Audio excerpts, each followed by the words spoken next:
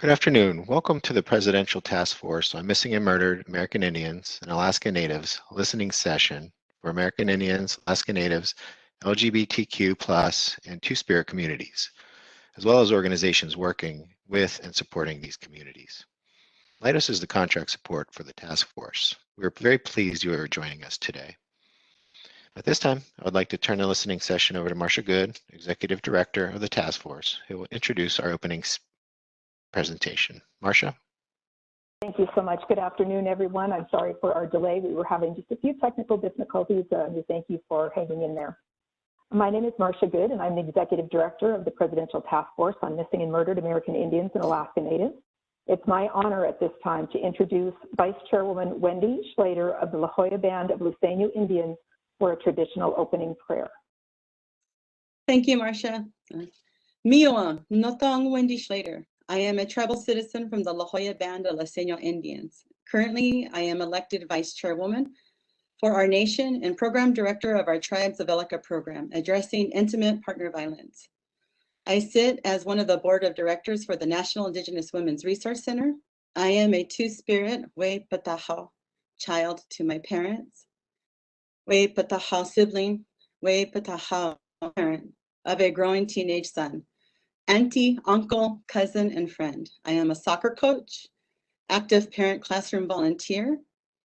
I am a Tahum, human, and along with my Two-Spirit LGBTQ relatives, am worthy of above and beyond basic human rights, love, safety, and justice.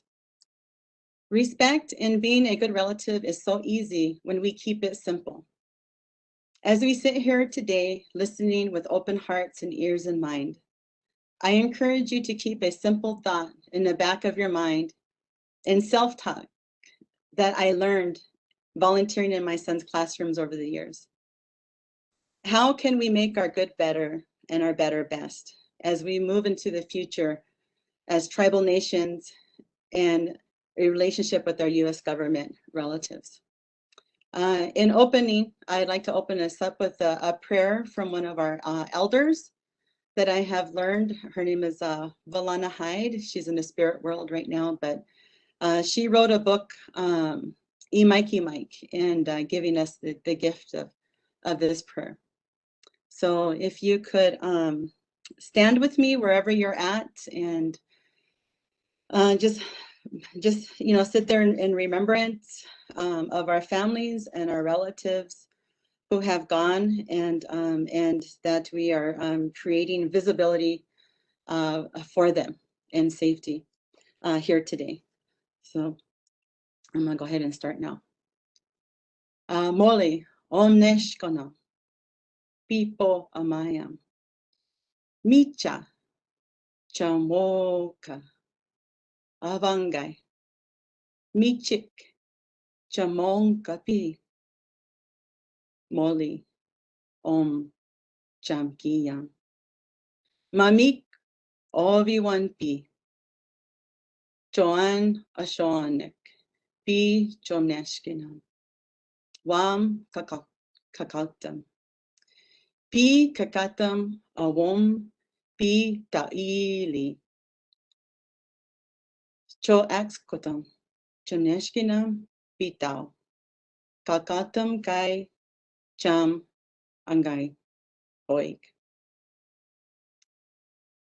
So what I shared with you is, remember your relatives and children, where we have come from, where we will be going.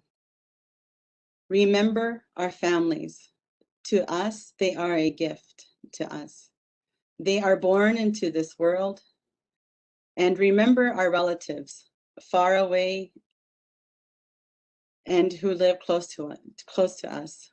Remember our little ones and those yet to be born, our relatives who are now alive, not just ourselves. Boik. Aho, amen. Thank you. Thank you, Marcia. I'd like to turn it back over to you. Thank you so much, Vice Chairwoman Schlater. We are honored to have you here today, and thank you for that blessing, starting us off in a good way. It is now my pleasure to introduce Task Force member Michelle Sovay.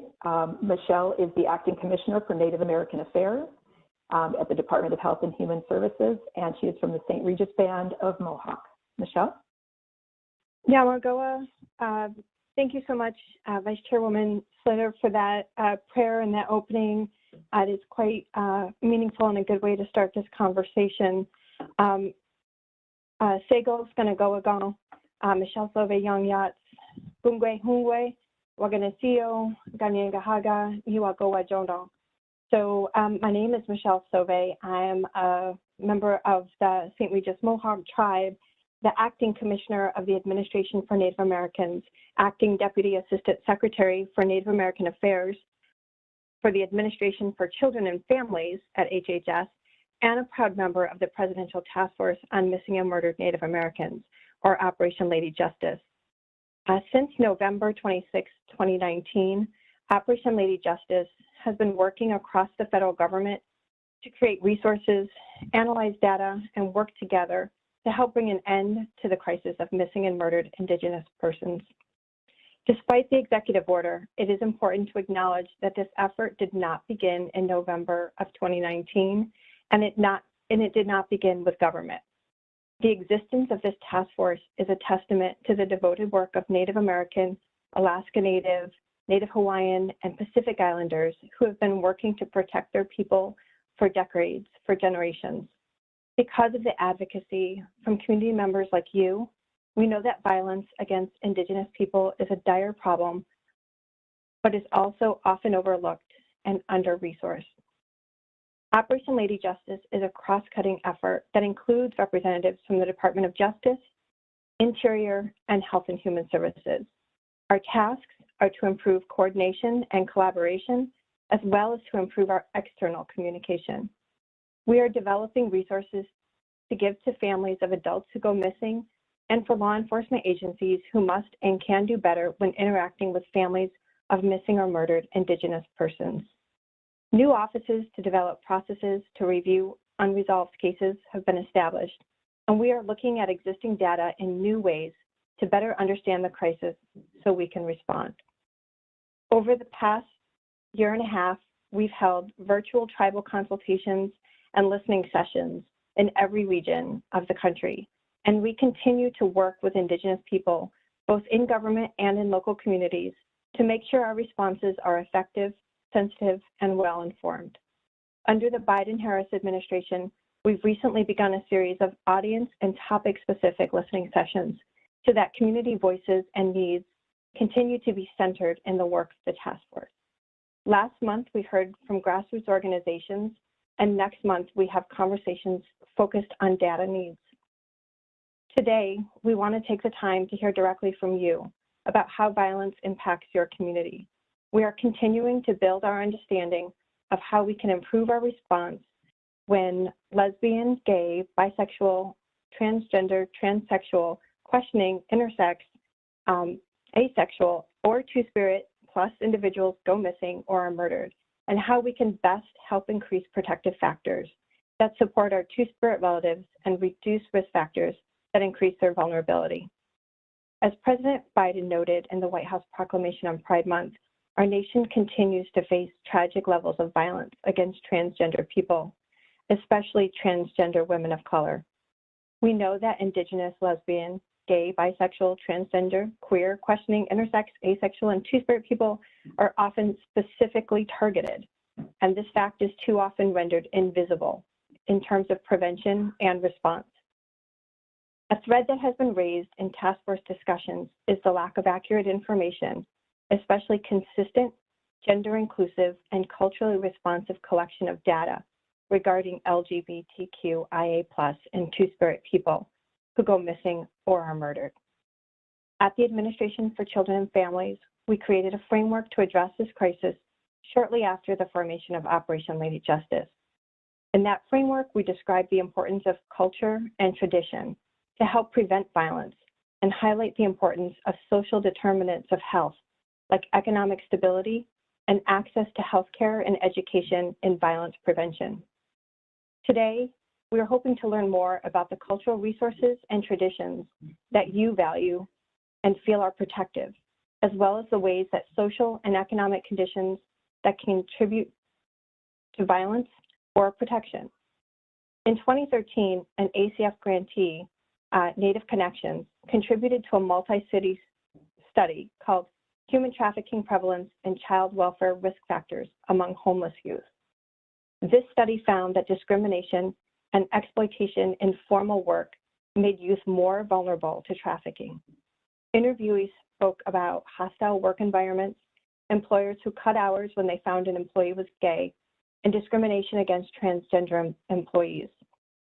Bearing in mind the workplace discrimination that many Indigenous people have reported, we can see an intersection that can make LGBTQ and Two-Spirit Indigenous people particularly vulnerable to trafficking and other forms of violence. But this one finding was from one study. We know it doesn't tell the whole story, and that's why we want to hear from you. There's too little research on missing and murdered Indigenous people, and even less on the causes and effects of this crisis on LGBTQIA+ people specifically. Operation Lady Justice needs your input, your voice, and your advocacy to guide and shape our work. This Pride Month, we are grateful for the time and energy you are devoting to this problem. We are honored by your participation in today's session. We know that sometimes your testimony is very personal and very difficult to share. We hope that you're able to take what we learn and hear from you today and apply it with an open heart, like Vice Chairwoman Slater asked. I also hope that today is just the beginning of the conversation and that you continue to engage with the work of Operation Lady Justice as we work together to end violence against Indigenous people, particularly those most at risk. Nyawangawa. Thank you so much, Task Force Member Michelle Sovay, for those wonderful words. It really encompasses what Operation Lady Justice has been trying to do to assist in and help further the work that was started many years ago by tribes, tribal members, tribal grassroots and advocate organizations, and doing our part to see what we can do to help with that. So turning to today's topic, during the first year of our task force, we held about 25 listening sessions and consultations, heard from tribal leaders and families and grassroots organizations and community members all across Indian nations. And today's session, as Michelle noted, is specifically targeted to discussing American Indian and Alaska Native LGBTQ+ and Two-Spirit communities, as well as organizations working with and supporting those communities. Today's session is being recorded, and a video and audio plus transcript will be available on the Operation Lady Justice website in several weeks. This is our agenda for today. And if we could look at our next slide, we are going to, as we noted in the registration, we're going to basically call on speakers in the order in which you've registered. So we have had a really good turnout for today. We have approximately 13 registrants who've indicated that they wish to speak today, and another about 200 or so who registered to listen. So we put together that list of speakers in order in which they registered and sent it out this morning to all of the registered speakers so that they would know where they were on the list. So this next slide that will be coming up will show the order in which the speakers are going to be called upon in two columns. We'll go down the first column and then into the second column. We'll leave it up for just a minute so you can see the order in which folks are going to be called to speak. If you want to submit a written comment, you certainly can at operationladyjustice@usdoj.gov. We had several written comments after our last listening session last time. If you'd like to send them in to this email address, we will definitely include them on the website along with the testimony and the transcript from today. We have not set a time limit on speakers today. We would ask you just be mindful to the number of people who wish to speak today. Given the number of speakers that we have, though, and the interest that we've had, it may not be possible to get through all of our speakers today. If that happens, we will reconvene next Monday afternoon at 1:30 so that we can make certain that we hear from everybody, that everybody has a chance to present their testimony to the task force. And again, in addition, if you wish to submit written comments, the address is up on your screen. So we are now ready to hear from those who have registered to speak. We will leave up the slide so you can see where you are in that list. And our first speaker today is Elton Begay. Elton, it'll take just a moment for the folks to unmute your line so that you can speak, and then you need to let us know if you wish to be on video or do not wish to be on video. Either way is fine, it's completely up to you. Elton is unmuted. Elton, did you wish to be on video? Elton, your line is unmuted and we're ready for you to present your testimony if you would like to begin. I believe his phone is muted. Okay, we have the double unmute. Okay, if you could unmute your phone. Am I able to hear, can you hear me? We can, it's fairly faint, so you might want to speak up. And do you wish to be on video? No, I do not. You know, I think it was an error on my part. I was registering and I may have clicked something different. So I know the pad has me as a speaker, but I was just wanting to be a participant. So I do apologize for any inconveniences. I do apologize. Absolutely, no worries. If you want to just stay on to listen, that's absolutely fine. We appreciate your attendance and your being here today. Thank you so much, Elton. All right, thank you, Our next speaker, thank you. Our next speaker is Kane Morris. Kane, are you available? And are you on the line? Marcia, I do not see that attendee in the current list online currently. Okay. What we'll do is we'll go back through at the end after we've called on everybody and see if, in fact, some folks who have registered actually come back on at a later time. So next we'll look to Francesca Mernon. Francesca Mernon. Her time.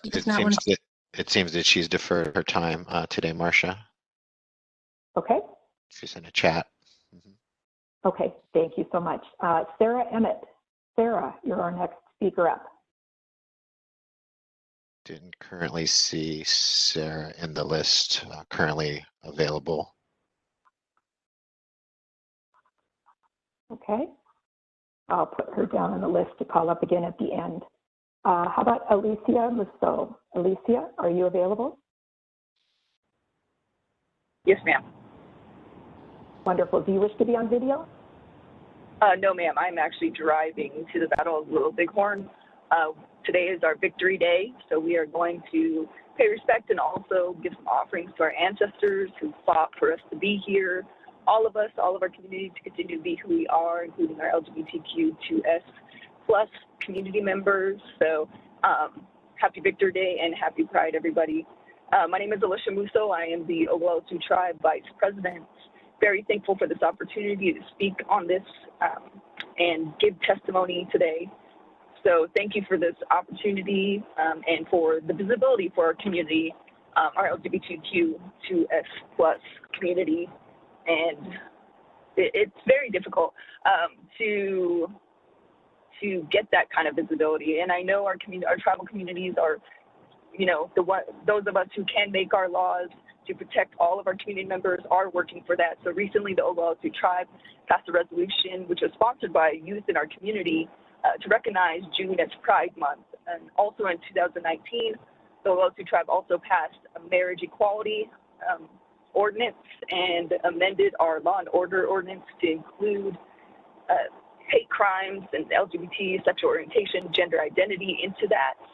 And just this year, we had a resolution to support the South Dakota amendment to the hate crimes to include sexual orientation, Two-Spirit, and gender identity. So we've been working hard with our tribe to provide that visibility and those rights to all of our community members and to bring back our traditional teachings and understanding of the importance and you know, just of all of our community members, especially our LGBTQ2S+ community members locally.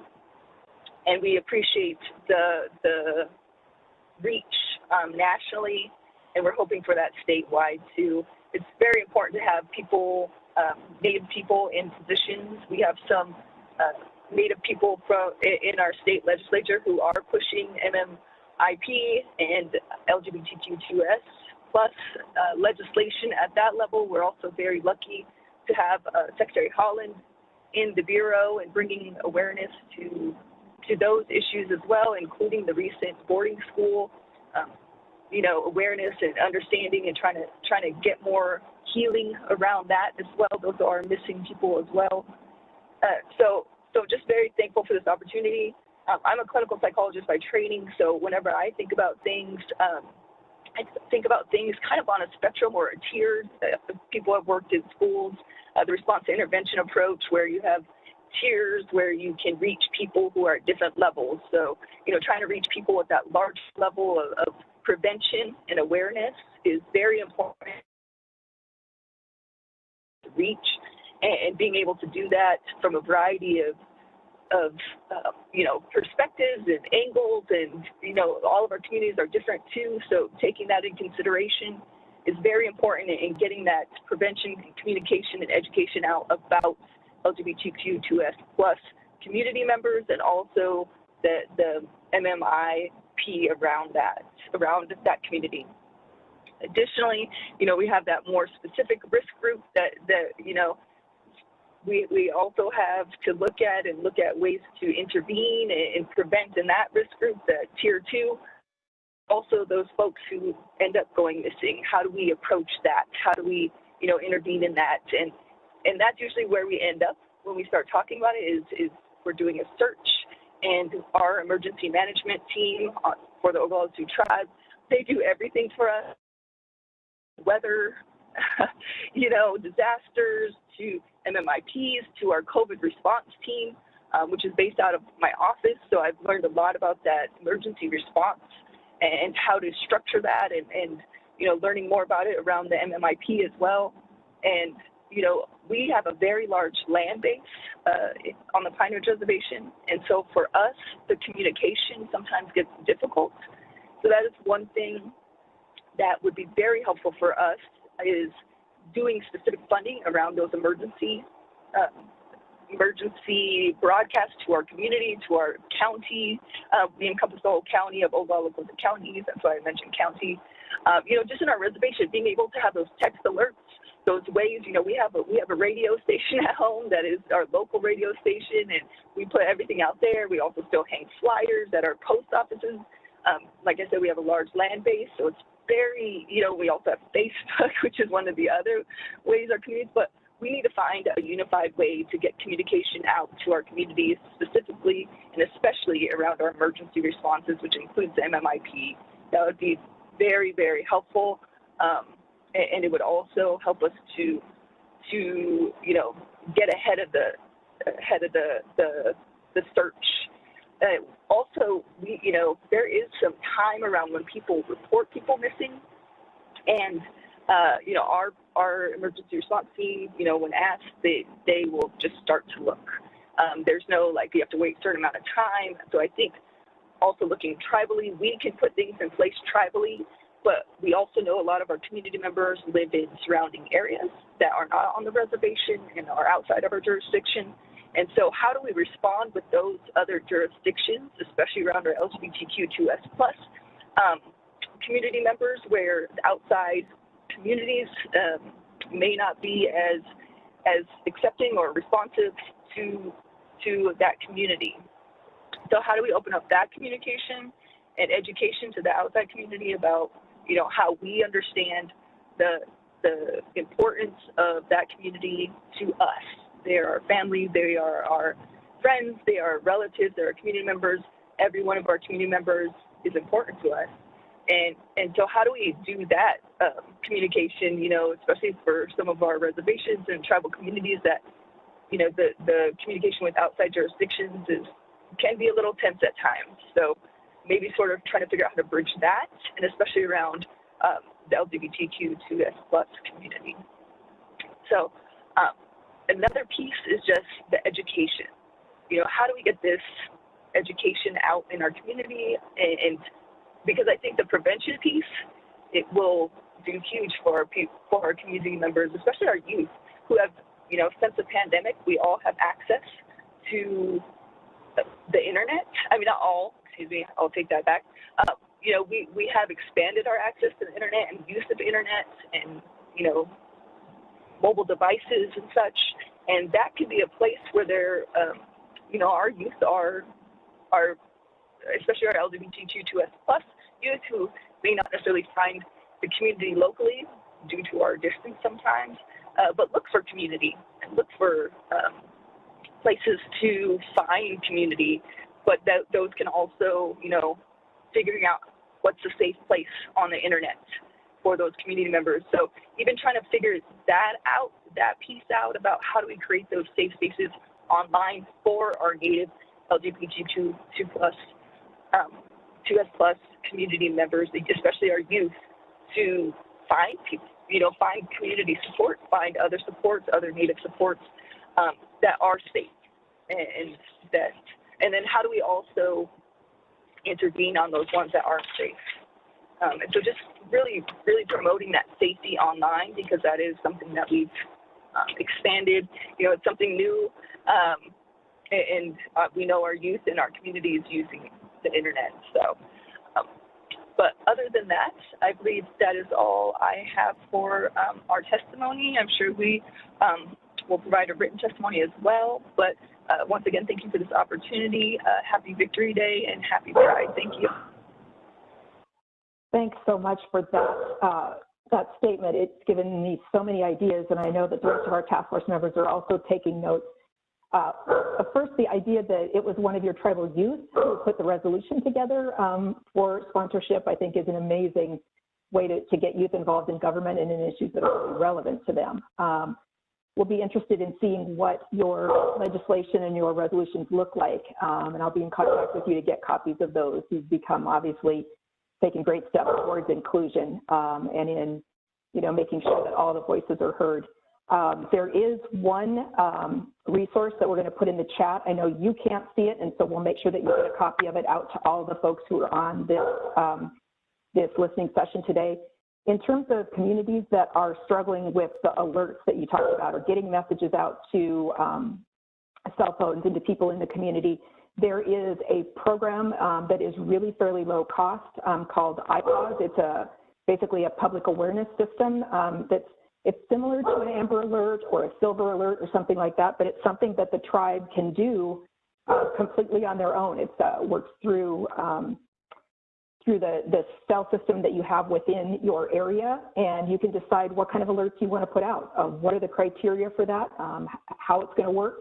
So we definitely want to get that into the chat. I know that one of the folks who works on our task force is putting that together, and he's going to put it up, and we'll make sure that it gets out to you as well, because it sounds like that could be a need that you have.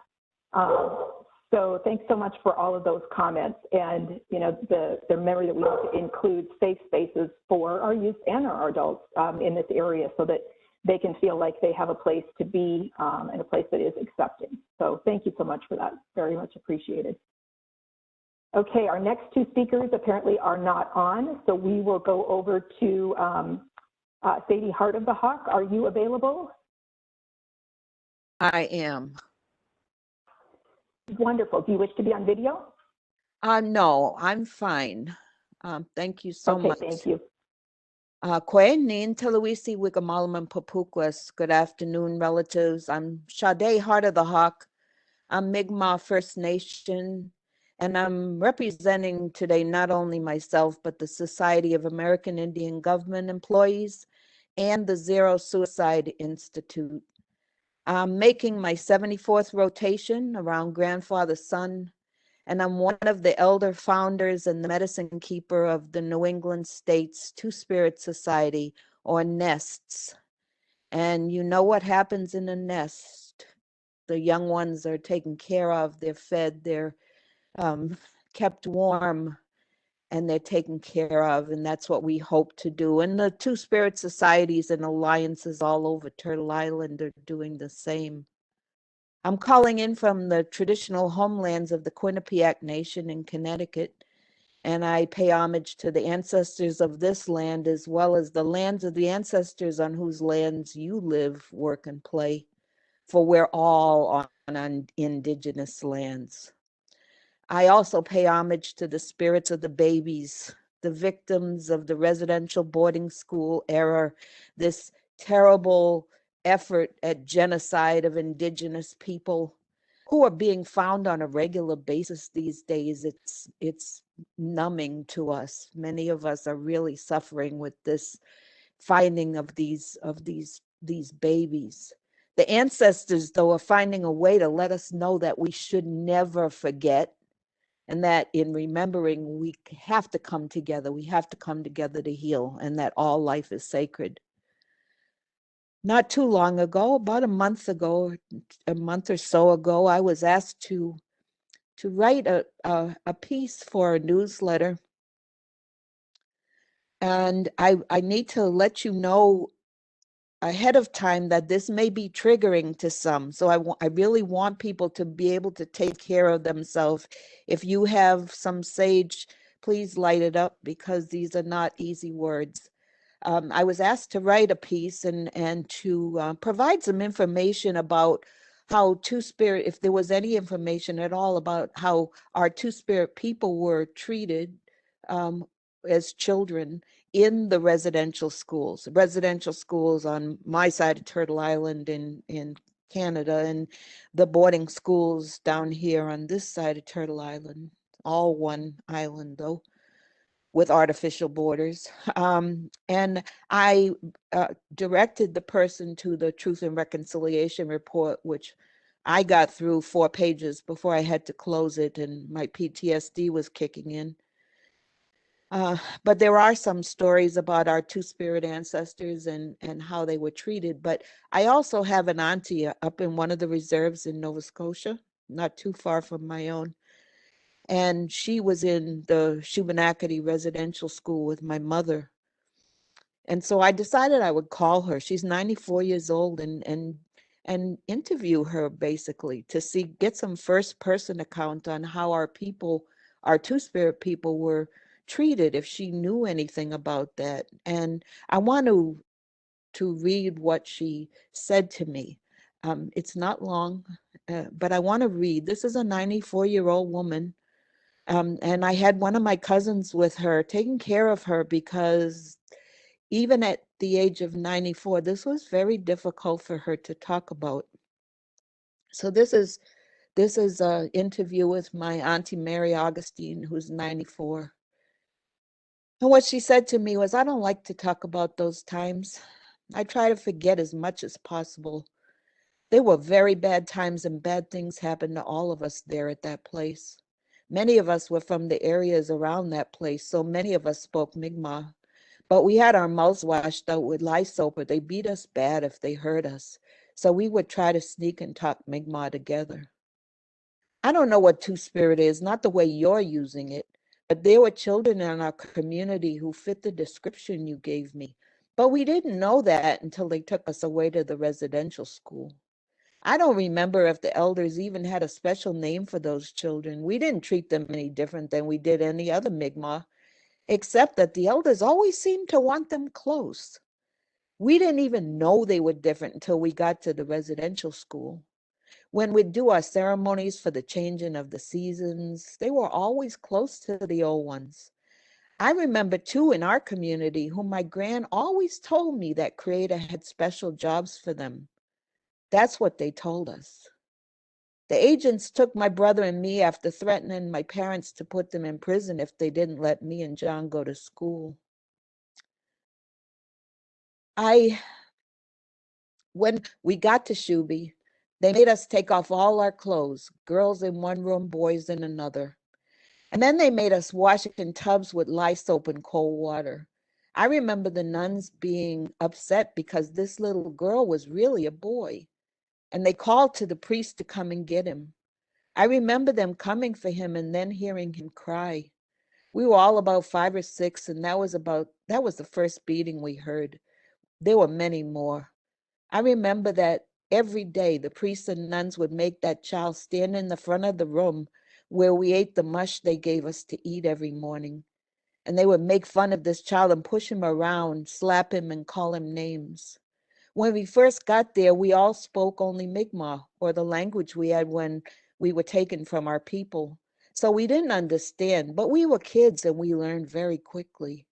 They would tell us to laugh at him and call him names too. They even told us that we should hit him when we passed him. Most of us were very frightened and we did as we were told. Pretty soon we began to believe that there was something very wrong with these children, because that's what the priests and nuns told us every day. And we kept up the abuse even when the priests and nuns were not there. There were always a few who were receiving this kind of humiliation and extra abuse throughout our entire time there. It makes me sad even now to know we were part of that. They taught us to hate ourselves, but they taught us to hate these children even more. I can't talk about this anymore. And that's how we ended that interview. The oppression of our Indigenous relatives, including those of us who identify as either Two-Spirit or LGBTQ+, is rooted in a very colonial mindset and has dangerously perpetuated the invisibility of our people in society and muffled or completely silenced our voices. That mindset has fueled oppressive, mind and spirit numbing discrimination and has led to the invisibility of Indigenous people in general and Two-Spirit people specifically in leadership and work and in the public consciousness. We speak a lot about intergenerational and historical trauma, and I believe they've become buzzwords for many folks who are doing trauma-informed work. But because there's so little coverage, that's our invisibility, of modern day trauma faced by our relatives all over Turtle Island. Things like the tar sands, the no DAPL movement, food deserts, undrinkable water supplies, and our missing and murdered Indigenous relatives. These levels of trauma rarely make the news. We've been marginalized, we've been demonized, we've everything that you could possibly do to discriminate against a group of people has been done to us. Many of our people, and we need to promote this more and more. And just yesterday, I did a workshop for the National Indian Health Board on Two-Spirit people and on suicide prevention. And that's what I do for a living. I still work full-time. I still work full-time because our Two-Spirit babies are dying. They're dying because they don't believe that they have a place in many of our societies. They're dying because some of our tribes are so colonized that they don't feel like they have a place in their ceremonies, in their ways, in tribal life. We need to change that. It took me years upon years to put the blame solidly where it belonged on the era of the residential and the boarding schools. We really need to perpetuate that today. We need to do education for folks around that. We need to educate our own people around the sacredness prior to colonization of Two-Spirit people. And that's what I teach. When I teach about Two-Spirit and suicide prevention, I talk about our history, and many people know it. And for some, it's review. But you know what? It's okay to get review. We need to hear about every so often that we are a sacred people, that we were considered a great gift from Creator prior to contact. We need to return to that. We need to return to that. We need to wrap our arms around each other and provide safe spaces for our children to grow up. As I said, I work in suicide prevention, and I can tell you that many of our tribes rarely collect information, surveillance data on gender identity or sexuality at all. And depending on how colonized the tribe is, how acculturated, I'll use the good word, acculturated they don't collect that data. And so they're certainly not going to collect data around Two-Spirit people, around the children. But we get anecdotal information. Why? Because we have a strong network. We know each other. Even I know folks who are in across the country in California who are doing, I know who the Two-Spirit societies and alliances are. We know each other's names. We know who's doing the work in the community. We need to continue to build that framework for ourselves so our children don't end their lives. We need to let them know that they are important, because at the age of 74, I want to know who's going to continue on teaching our languages and doing our ceremonies and becoming pipe carriers and lodge keepers. But not only that, going into psychology. I'm ABD and a PhD in clinical psychology, but that's not my most important. That's an academic achievement, but it's not my most important achievement. My most important achievement is the work that I do to keep our children safe. And for me, you don't have to have a PhD to do that. All you have to have is the heart and the passion. So to see that this effort is happening on this side of Turtle Island, and I have to say, it's been going on my side. I don't always agree with Canada.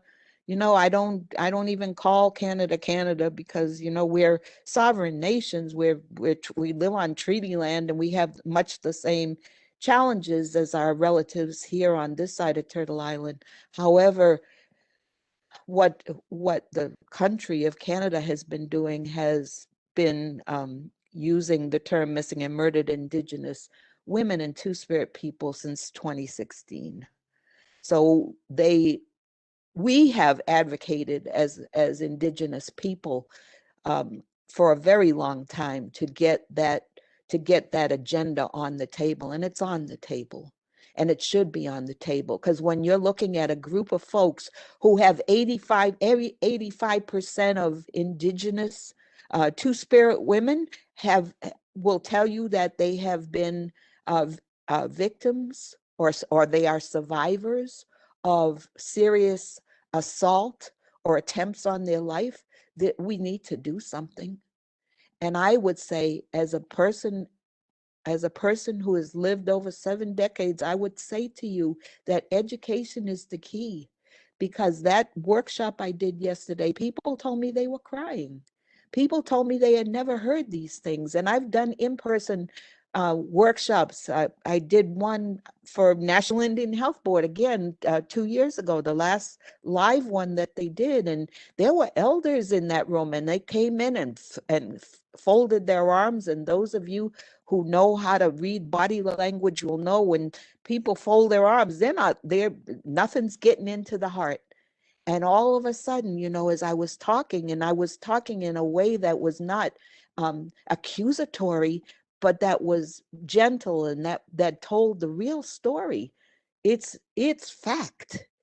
They uncrossed their arms, and at the end, I remember I was wearing a jean jacket over my ribbon skirt, and at the end, people came up to me, and these elders came up to me, and my jean jacket on the shoulder was wet from people crying and telling me, I always knew there was something very special about my son, but I didn't understand.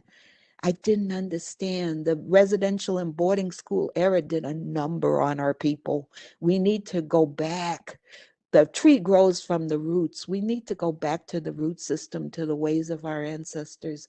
I am so honored to be able to speak in this forum today. And I hope that these few words from an old woman, from an old Two-Spirit woman, will enter the hearts and the minds and the spirits of those who have the opportunity and the bandwidth to make a difference.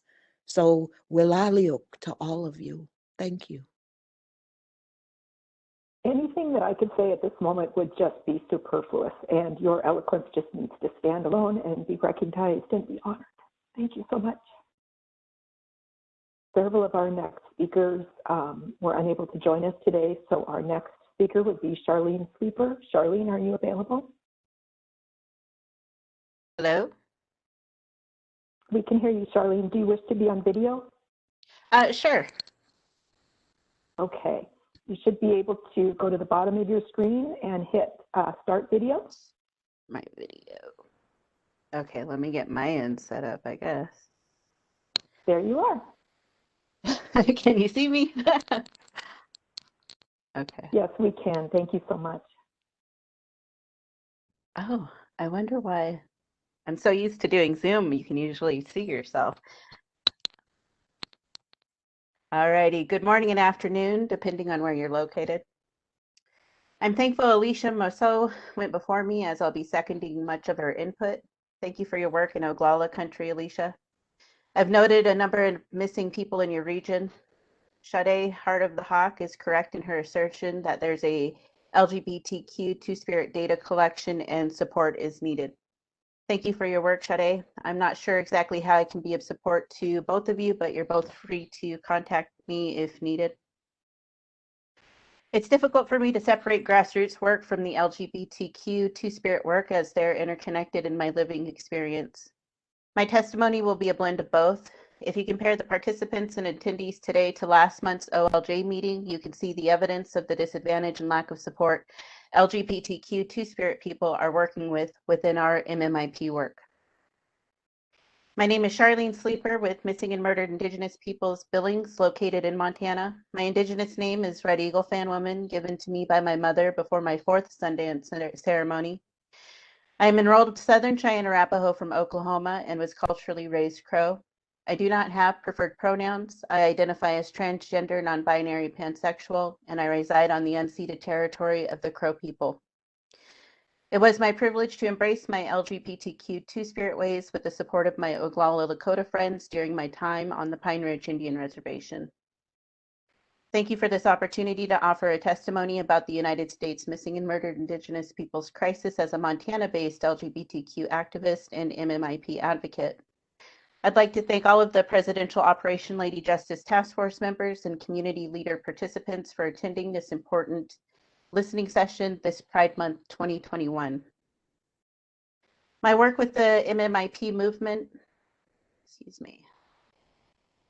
women's movement began in 2018 during the Billings Women March, which featured the MMIW crisis. Being a non-binary transgender person of color, I changed my own language to MMIP to reflect my support of all people suffering from this crisis. This crisis impacts men, women, and transgender people who do not identify as a gender, including myself. Moving forward, I will refer to the movement as the MMIP crisis. I've raised awareness for the crisis through social media, supporting regional protests and vigils, supporting search and rescue operations, and doing extensive community engagement in Billings and surrounding regions. The suspicious death of Northern Cheyenne tribal member Henny Scott was my first official active case with which myself and several Democratic progressives became involved. Since then, I have assisted with Indigenous people's MMIP cases, Hub Williamson, Tamara Bear Comes Out, Que Sarah Stops Pretty Places, Selena Not Afraid, Mildred Old Crow, and Arden Pepion. I have also assisted with non-Indigenous people's cases, Lori Bray and Amelia Brooks. For me, we are all God's children, and MMIP Billings does not discriminate. This work has been arduous, challenging on multiple levels, and heartbreaking. I truly am thankful for the many people becoming involved with solution seeking in hopes of resolving this crisis that is harming our respective homelands. I will be addressing 4 main topics: Indigenous community organizing, cross-cultural relations, law enforcement relations, and residential school victim recovery healing support. In closing, I will have 6 immediate asks of the OLJ task force. Under Indigenous community organizing is a difficult task in and of itself because it's volunteer resources. In my region, there's a lack of tribal LGBTQ Two-Spirit awareness, support, and representation at urban, border town, and reservation levels. There's also a lack of MMIP strategic planning, post-awareness protests, and task force meetings. From discussions, we are having a difficult time developing leadership and coalition building. Some of these issues stem from Indigenous prejudice against white culture and lateral violence within the MMIP movement. There's also intertribal historical animosity and personal life animosity, which shows itself amongst the ranks. This creates barriers to change and progress. MMIP Billings is currently in development phase and is considering new strategies to see to its vision in light of these difficulties. Under cross-cultural relations. During my time cross-culturally building relations, MMIP Billings has worked alongside the Billings City Council, the Billings Gazette, the First Congressional United Church of Christ, the Elk River Intertribal Center, the Global Peace Foundation, and with local Black Lives Matter activists. During the Billings Black Lives Matter George Floyd protests, Billings City Council Mayor Bill Cole stated in the Billings Gazette article the need to address Indigenous relations issues. Montana does not have a huge Black population. Our race relation issues are between cowboys and Indians. Mike Yakowicz, who is also Billings Deputy Mayor and Councilman, is overseeing a cross-cultural pilot project under the Global Peace Foundation. The Billings Gazette has dedicated themselves to long-term coverage of missing and murdered Indigenous peoples' cases. Billings Gazette reporter Anna Page of the Arts and Entertainment Beat has dedicated herself to authentically portraying the Indigenous narrative. The First Congressional United Church of Christ under Reverend Lisa Harmon has done extensive work in supporting Indigenous and LGBTQ Two-Spirit peoples in Billings and surrounding regions. To name just a few of this church's accomplishments, UCC is home to the 406 Pride Resource Center, which supports LGBTQ Two-Spirit Indigenous peoples, the Elk River Intertribal Center, White Eagle Recovery Talking Circle, and has a Memorandum of Understanding with the Native American Development Center. The Elk River Intertribal Center under Nell Eby is a community initiative to create a cultural center for Indigenous peoples in Billings, Montana. There are several Billings professional leaders, white and Indigenous, who are proactively creating relationships and projects to support Indigenous peoples in our region. Under law enforcement relations. As a graduate of the Billings City Citizens Police Academy, I entered the MMIP movement partially out of concern that Indigenous peoples feel they aren't receiving law enforcement support in regard to unnatural suspicious deaths and missing persons. As a supporter of the 2014, 2020, and 2021 safety mill levies, which is the local option for funding city law enforcement, I engaged urban, border town, and reservation Indigenous peoples to understand the issue at ground level. Billings is a commerce hub for rural communities, so our local law enforcement issues overlap with the surrounding regions. At the base level, there are three main community components contributing to the inability of law enforcement to properly process active investigations. Those are communities and families reporting in a timely manner, complying with active investigations, and maintaining active investigation confidentiality. There are issues with law enforcement offices not utilizing resources on investigations. There's a community confusion as to why resources are exhausted in some cases and not others. Many feel discrimination such as racism, nepotism, and lateral violence is at play in these resource allocation decisions. There are also police brutality incidents that need accountability.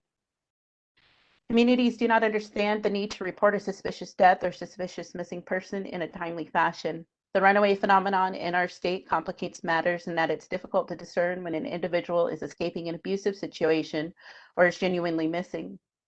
When law enforcement is investigating, sometimes important information is withheld from officers out of fear of retaliation. There's one California-based organization which is complicating matters for our state. The Sovereign Bodies Institute under Anita Lucchesi becomes involved with active investigations, which thwarts law enforcement agencies' ability to thoroughly investigate active investigations. Raising awareness via social media and news media for an active case at onset of the active case gives suspects the ability to flee and create alibis. It also diminishes the ability to maintain confidentiality and protect witnesses. The Sovereign Bodies Institute is also not sharing its data with law enforcement agencies, and many community members don't understand what this data is being used for under this institute. The Black Lives Matter movement has caused some confusion among MMIP activists and advocates. I stand in solidarity with urban Black people as they contend with police brutality in their communities. The two movements can work together on certain issues. However, it's difficult to ask for improved law enforcement assistance in one hand while holding law enforcement accountable for police brutality incidents in the other. It's a tricky and difficult line to navigate, one that even myself struggles with on occasion.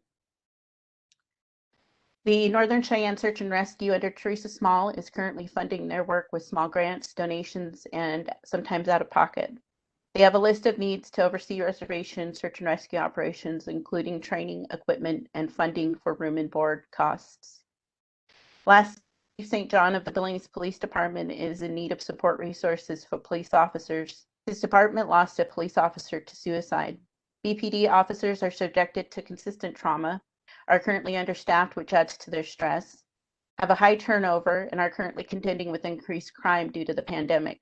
The current funding for our city police department does not meet the need of our current city demands. Chief St. John has been open to cross-cultural relationship building and does consider ideas to improve his police department However, these ideas take funding, which is difficult to obtain in our region.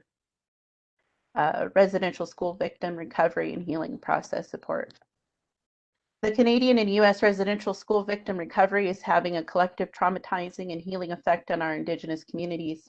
Indigenous peoples have known that our ancestors were inhumanely mistreated at these institutions of genocide for centuries. In fact, there are still residential school victims alive, victim survivors alive today. I am a first-generation survivor in that my mother attended an Indian boarding school. The recognition of our plight as Indigenous people of this continent is imperative to resolving the MMIP crisis. The onset of this crisis began with colonization, our genocide, and the assimilation process Indigenous peoples were cruelly subjected to in our homelands. The dehumanization of Indigenous people set off a long line of intergenerational trauma, which we still see present today in our communities. It's my hope that with support of Indigenous community organized initiatives and building respectful cross-cultural relationships centered on collective healing that we begin building a better future for the next generations. However, acknowledging the pain must come first, and it's going to hurt us all deeply.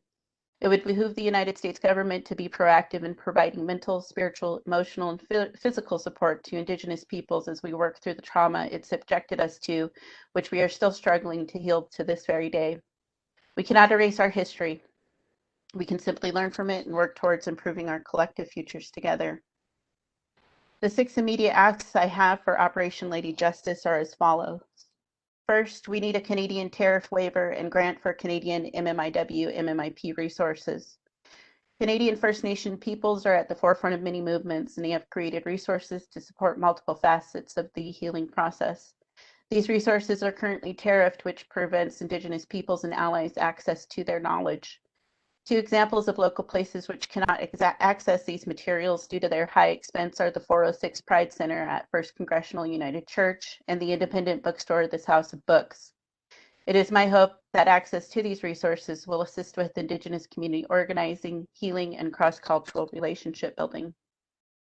Second, I would like the U.S. government to invest in Indigenous tailored community education, which teaches the importance of complying with law enforcement investigations, maintaining investigation confidentiality, and reporting in a timely manner.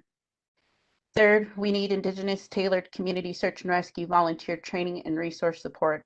Community members will volunteer, however, SAR operations are expensive and at times unavailable, which thwarts rescue and recovery efforts. Fourth, we need economic, housing, water, and food security investment in all communities. Lack of access to a means to provide for basic needs and the basic needs themselves contributes to violence against all people. Fifth, we need to begin focusing on missing and murdered Indigenous peoples' prevention measures.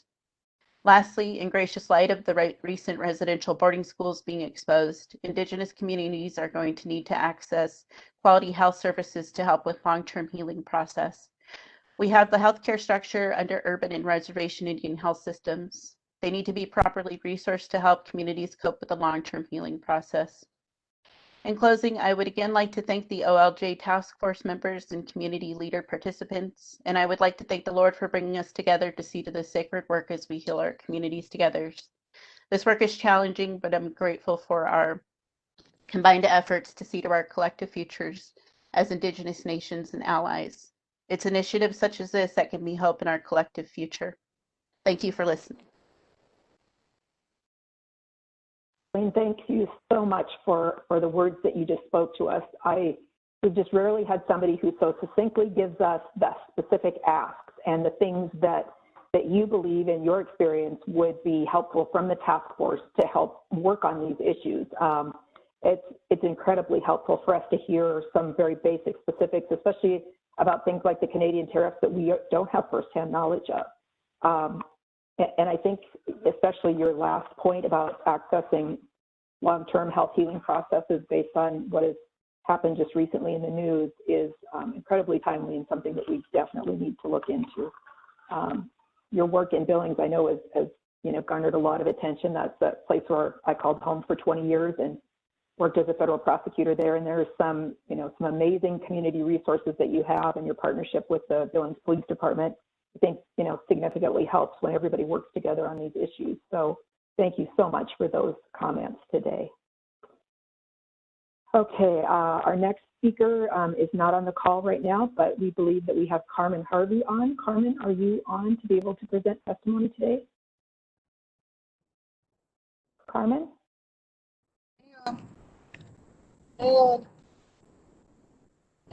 We can barely hear you. Are you on? Yeah, can you hear me? Yes, we can hear you now. Do you wish to be on video? No, I'll just talk. Okay, thank you. Go ahead. Well, my name's Carmen Harvey, and I'm Choctaw and Wallapai, and I am the president of the Oklahoma Central Chapter, MMIP, and I've been doing this work for about 6 years, and, you know, Pride Day is going to be tomorrow. And I am participating in the parade in Oklahoma City and representation of our LGBTQ and, you know, our Two-Spirit and our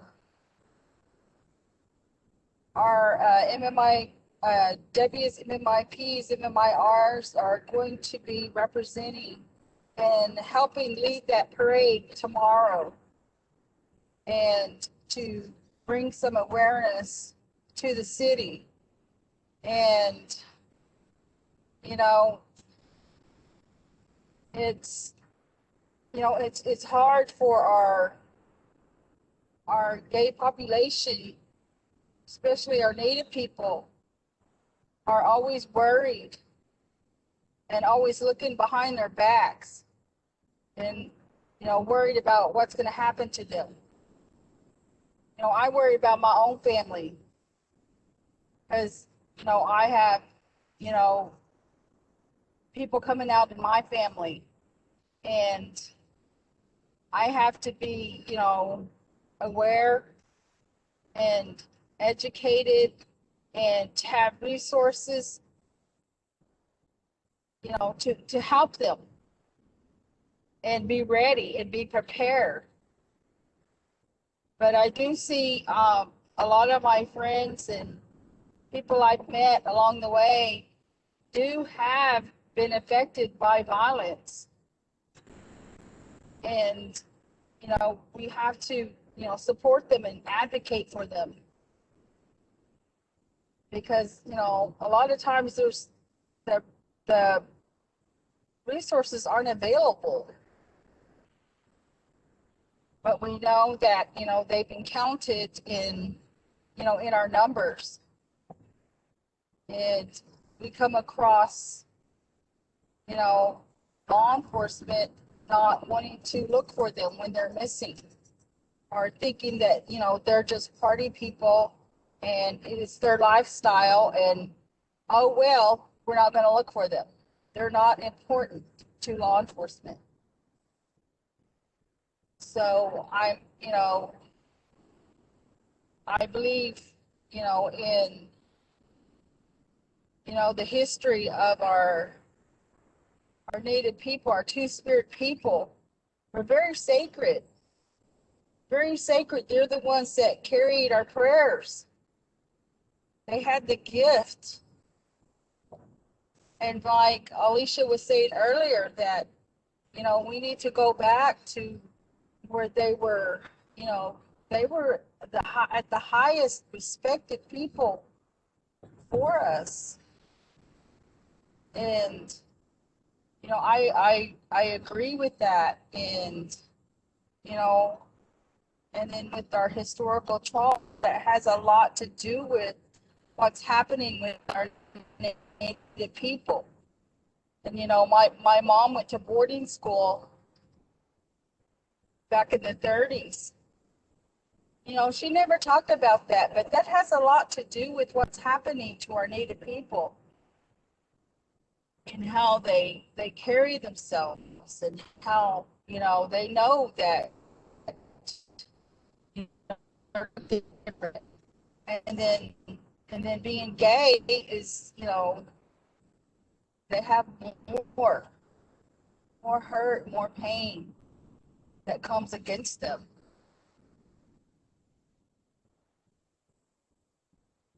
but I think that, you know, I'll continue to, you know, work with the MMIP Central Chapter in Oklahoma so that I can, you know, be that advocate for our gay population so they'll know, you know, that they can come to us if they need help. But I just wanted, you know, to know if, you know, somehow we could all, you know, be able to reach out to each other for what Alicia has, and if there's a way that we can contact permission to share that our contact information with each other, so that if there is someone that lives in another and we're working with them, would have a to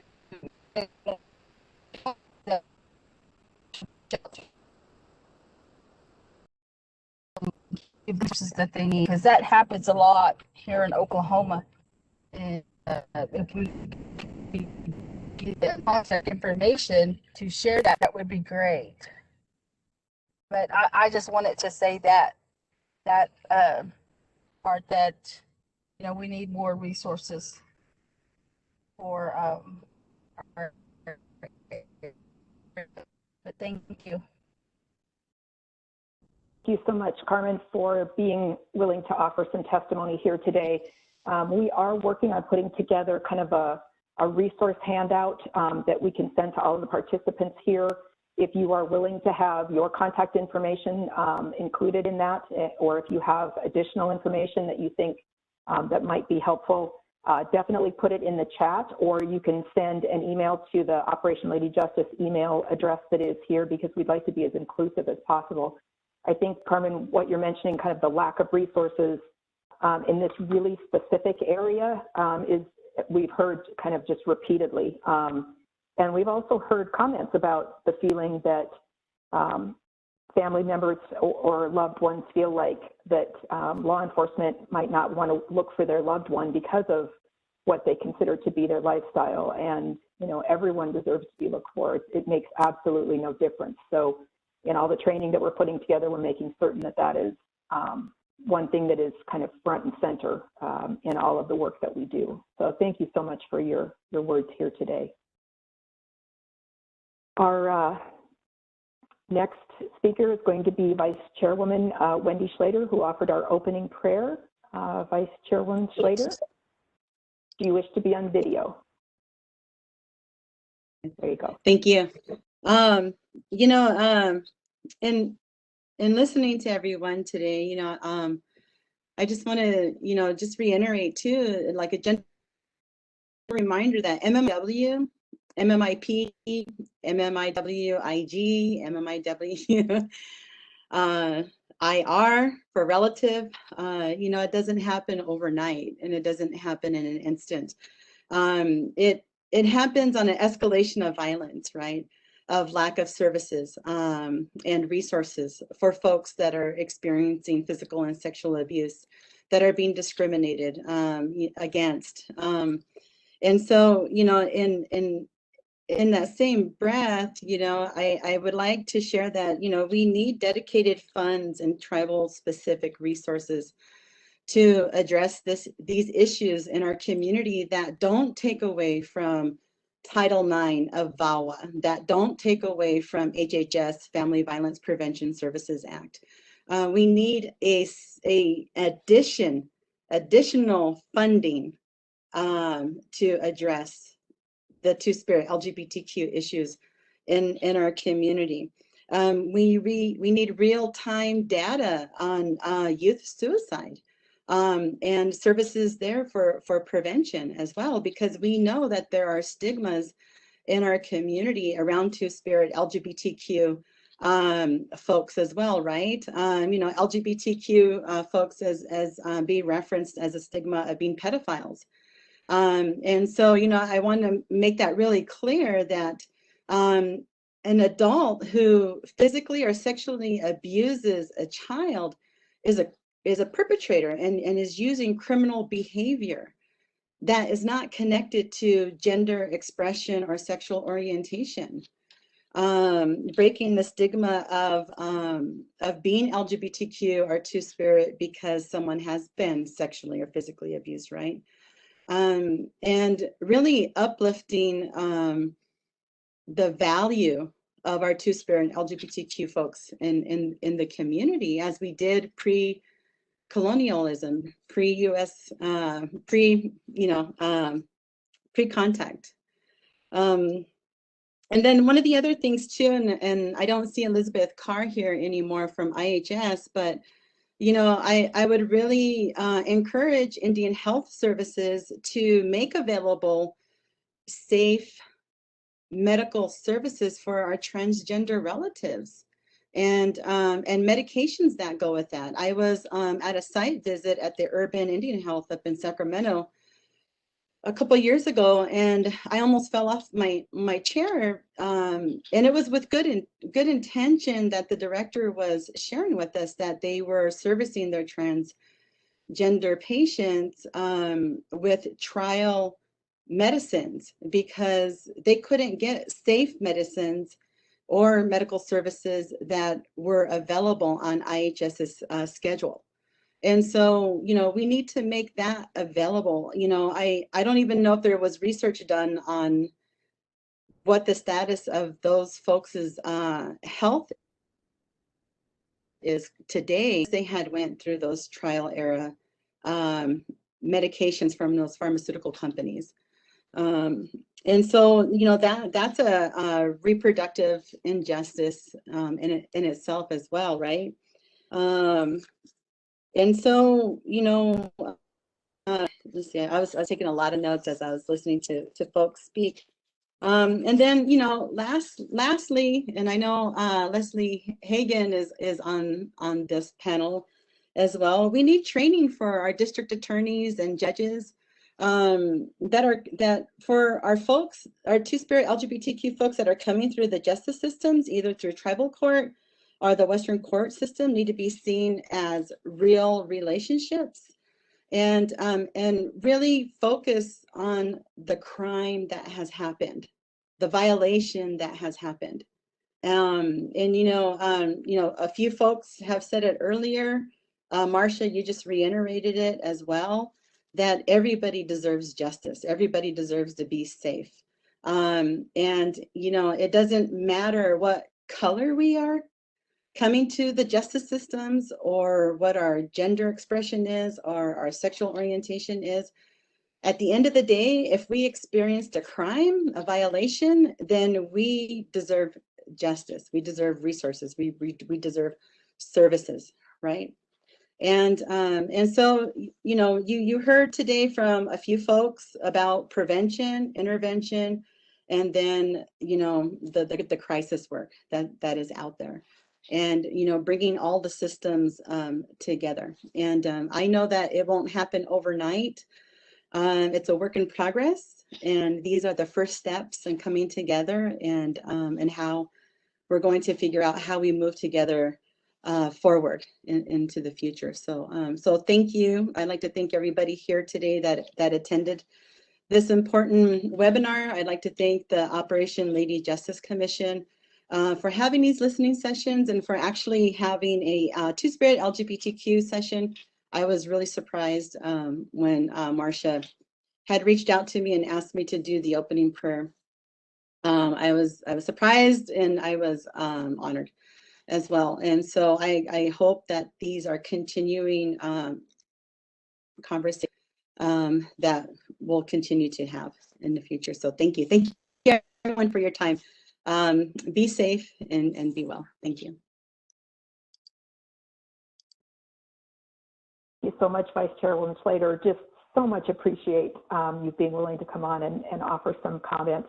We will make certain that the comments that you've made get to IHS so that they're aware of the concerns.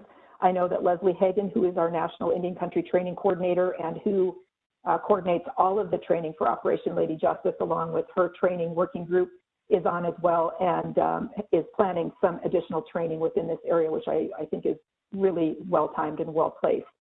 Leslie has done a ton of good work, has literally trained thousands upon thousands of folks during Operation Lady Justice on a number of areas, and we're really proud to have her working with this team.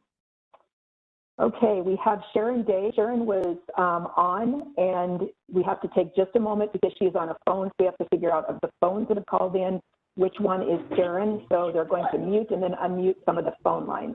So Sharon, you will be next up. Sharon, when your line is unmuted, you can go ahead. Just taking one more moment. Marcia, to unmute the lines. All the lines are unmuted for the caller-ins.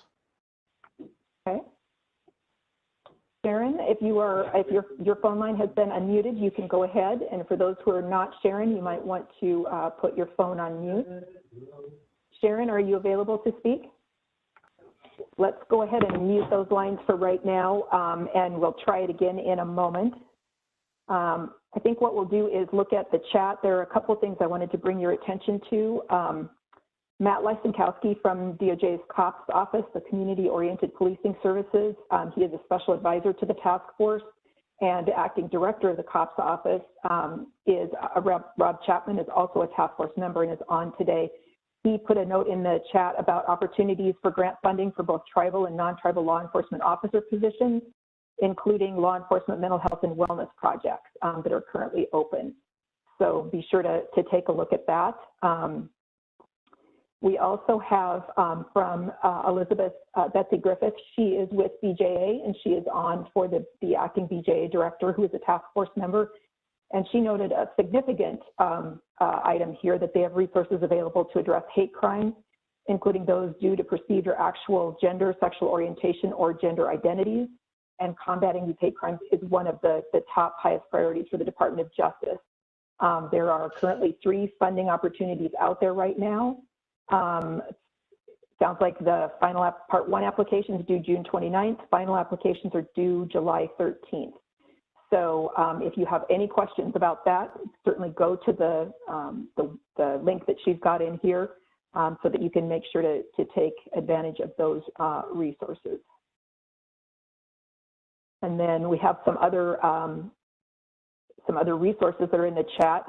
Elton talked about NIJA's webinar, LGBTQ Two-Spirit Ethics and Issues for Tribal Judicial Systems. That sounds like an amazing webinar. On Tuesday, it hasn't happened yet, so you still have time to sign up on Tuesday, and there's a registration link in there. Sounds like an amazing resource. So thanks everybody for those contacts and information in the chat. Let's try one more time to unmute so that Sharon Day can speak, if she can. Sharon, are you available to speak? Yes, negatory. It doesn't sound like we've been able to find Sharon's line. Sharon Day, if you are on, would you put a note in the chat so that we can try and locate you and make sure you're able to speak? Is there anyone else who has not yet offered testimony, who either deferred or who is on this list, who might have called in a little bit later, or anybody else who wishes to offer testimony? We are absolutely willing to listen. We've set aside this afternoon to hear testimony. So if you haven't signed up, we're happy to take your testimony today, or you can submit written comments, either way. So if in fact you wish to, just put a note in the chat, and then we will get you lined up to be able to present testimony today. Marcia, I do believe Francesca Mernon is on the line wishing to speak. Sounds good. Let's go ahead and Francesca, if you're able to let us know you're available to speak. Thank you. Here to be unmuted. Go ahead and share. And thank you for allowing me to defer time to our tribal leadership and our LGBTQS relatives in this room today. I appreciate all the comments that have been provided. So I won't take up too much time, but I'll just share a few of the things that we're thinking about here at Seattle Indian Health Board. We're one of the 41 urban Indian health programs in the country, providing culturally attuned healthcare services to American Indian Alaska Native people living in urban areas. We're based out of the Seattle area, but we do have a national reach through our policy and advocacy work and our data evaluation and research work that happens under the Urban Indian Health Institute, one of the 12 tribal epidemiology centers in the country. In that role, we have been a pretty active member of the MMIWG movement through our data evaluation and research. In 2018, we released a first of its kind report looking at the rates of missing and murdered Native women and girls and Two-Spirit relatives in urban cities, which was the first time that data had been looked at or even attempted to look at. But a lot of what we found is the data crisis around how data are collected, analyzed, and reported back or not reported back to Native communities. So a lot of my comments today are really focused on our inaccuracy and inability to collect race and ethnicity data, but also gender data. And if we don't have good data, our decision makers, our tribal leadership, our urban Indian programs, and survivors and families most impacted, as well as policymakers, don't have the adequate information to do data-driven decision making and allocate resources appropriately. So we will submit some written comments. We've submitted comments before on many of the data issues, but for today's call, focus a little bit more on some recent work that came out of the Urban Indian Health Institute. Just a few months ago, they released a report called Supporting the Sacred, where they did a national survey of about 100 FEM-identified individuals, Native individuals in the country. It was focused on COVID-19 and the impacts of domestic violence, intimate partner violence, because we know the pandemic has placed extra strain on our survivors. We've seen an 8% increase in DV and IPV during the pandemic. About 7% of the folks identified in that survey did identify as LGBTQ2S. And the main results or the main outcomes of that survey data really show that our survivors are in desperate need of culturally specific organizations and care. So as an urban Indian health program, we understand that well. We know that our relatives feel safest and when they have access to things like traditional Indian medicine services, culturally attuned behavioral health services, whether that's substance use disorder services or mental health, as well as just appropriate medical care, dental care, pharmacy, all of these things that our folks need to be well. We also see a big need for addressing the social determinants of health. So it's not just what happens in the clinical facility, but what happens through housing stability, homelessness prevention and response, our youth engagement services, and our elders programming. These are all areas where we know greatly influence our survivors' ability to thrive in community. And so when looking at what Operation Lady Justice can do, we really are advocating for things like blended funding strategies. This is a really unique opportunity for our federal partners to think about how you fulfill the federal trust and treaty obligation to American Indian, Alaska, and Native people by combining the resources that you have and thinking creatively about ways to address social determinants of health, breaking out of those silos and really thinking about how do we funnel resources to community in ways that make sense, that meet our needs. In relationship to that, we still see a lot of need around grant eligibility. I appreciate some comments made earlier today around not wanting to divert resources, the deeply needed resources that are already allocated through tribal set-asides, through things like VAWA and other programs. Those resources are already chronically underfunded. We see a need to increase those resources significantly and increase the eligibility of Indigenous organizations that would be eligible for those resources. So tribal epidemiology centers, tribal organizations, urban Indian organizations, these are all unique and distinct codes under the federal law and would need to be explicitly included in grant eligibility to be able to access additional IPV-related resources. So we would love to continue to work with folks on how to do that so that resources adequately reach all American Indian, Alaska Native people, regardless of where we reside. A second component of that is around robust tribal consultation and additional urban confer policies. We are seeing this administration really invest in re-invoking the government-to-government tribal consultation policies, but there's still a need to ensure that urban Indian organizations have opportunities to engage with our federal partners, and IHS is still only the one federal agency that has an urban confer policy. So those are just a few of the things that I'd like to share in this space today. And I'll just highlight a couple of other kinds of policy and systems changes that we are working on here at SIHB that we'd like to share with our partners around systemic data reforms. So Washington State just passed a task force on MMIP, and we'll be helping implement that in partnership with our tribal partners and survivors, families most impacted, and some non-Indigenous government partners from the region. And the task force will focus on many of these recommendations, how we actualize these things at a state level.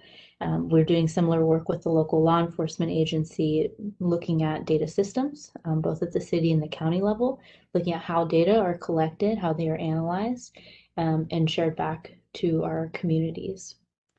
So we'll keep your eyes open for some new resources coming in the near future, some toolkits that we'll be producing. And I hope what you see in the theme here is that our communities are doing the work. So many of our grassroots advocates are out here leading the work every day, and we're really looking forward to working with our federal partners to find ways to elevate and amplify and leverage the expertise that already exists within our community. So thank you for your time today. So much, Francesca. I'm glad that you were able to speak. We've got another really specialized listening session we're going to do in late July that I'm hoping that your agency will be on, that is really specifically related to data and all things data. So some of the comments that you've made here really transfer to that as well. I think one of the things that you mentioned in terms of like solving the problem we actually have is very important. Daryl, were you able to get Sharon Day on? Unfortunately, she was having some issues. She did send a note to us. I had emailed it to you if you wanted to review it. And we also are going to let her know to submit written comments with any comments that she does have. Sounds good. I will read out her comments so that our folks who are on can hear it.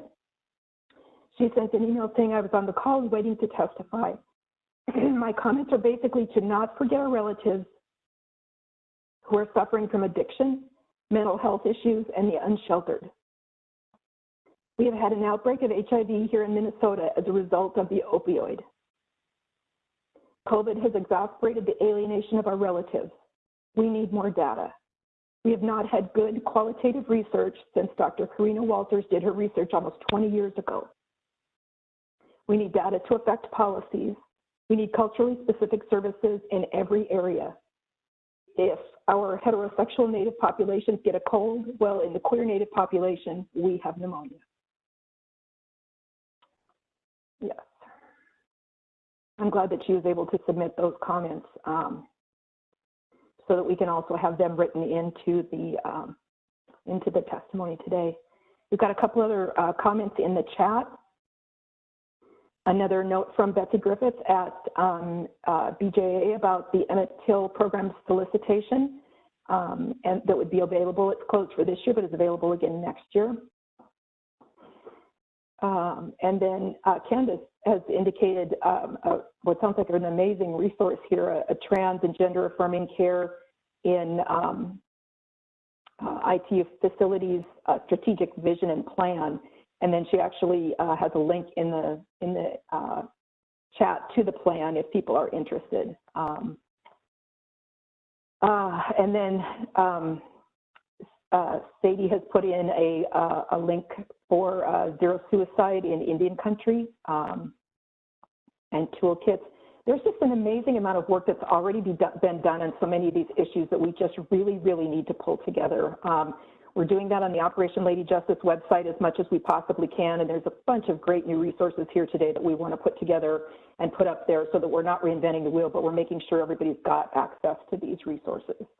I guess the other comment that Francesca made that I think our task force has talked about is, you know, the funding strategies, combining resources, making sure that we're looking at intervention and prevention as well, and hopefully expanding the availability of the funding that we have, increase eligibility for organizations. So very, very timely comments. Do we have anybody else who is in today in the listening session who would be interested in speaking, either who was not called on or who was not able to call in, or who maybe didn't register to speak, but you wish to speak? Now is a great time to be able to do that. You can just note it in the chat if so. And you can also submit written comments to the website that is listed here below. Okay, and for our facilitators, have you had any requests from other folks to speak or to submit written or verbal testimony today, Daryl? There is nothing currently in the queue. Okay. And also to update, nobody in the list previously passed on has not joined, so we are current. Okay. Okay, sounds good. I do feel like I need to offer everybody an apology. This has been a very moving session. I try fairly hard not to cry during these sessions, but sometimes it's very difficult. So I thank you for bearing with me today. It's a very difficult topic, and there's just been so many wonderful speakers with so many great ideas, but so many sad stories. So thank you for bearing with me. And I think at that point now, we're going to go to our closing speaker. We have task force member Jason O'Neill. He is director of the BIA's Office of Justice Services, and Jason is going to close us out today. Hopefully your computer is still working okay, Jason, and that you are on to be able to close us out. Yes, thank you, Marcia, and good afternoon, everyone. As Marcia said, my name is Jason O'Neill, and I'm an enrolled member of the Citizen Potawatomi Nation of Oklahoma. I'm also the director of the Bureau of Indian Affairs Office of Justice Services, as well as a task force member for the Presidential Task Force on Missing and Murdered American Indians and Alaska Natives.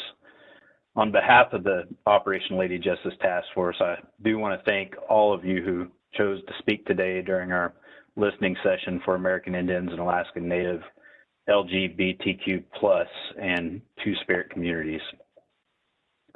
The information shared will certainly enhance the work we still must complete, and it's important we heard from you about what is working and what is still needed to reach our common goal of safe and healthy American Indian and Alaska Native communities and people. Your testimony and stories covered a range of topics that included community organization, communication, outreach, intervention, online safety, safe spaces, needed services and resources, as well as needed healing and support. Your comments were heard, heartfelt, and appreciated. As Interior Secretary Holland stated on June 14th when she raised the Progress Pride flag over the Department of Interior headquarters in Washington, D.C., despite many heart victories, there's still a long way to go to ensure full liberation, peace, and equality for the LGBTQ+ community. Thank you once again for your comments and testimony today. Marcia, I'll turn it back over to you. Thank you so much, Jason, for being on the task force and for your leadership role at the BIA Office of Justice Services, and for closing us out with those words here today. Just really thank you so much to everybody for joining today, for your testimony, for the written comments that we know will come in. Know that we've heard you. Know that we will look very carefully at the recommendations that you've made and do our very best to implement things that you have suggested and that we believe can really make a difference in helping tribal communities and tribal people work on the issues surrounding LGBTQ+ and Two-Spirit peoples and the communities in which they reside. Just thank you again. Submit written comments if you are interested, and we look forward to meeting with you all again. Be well, be safe, and have a wonderful weekend. Thank you so much.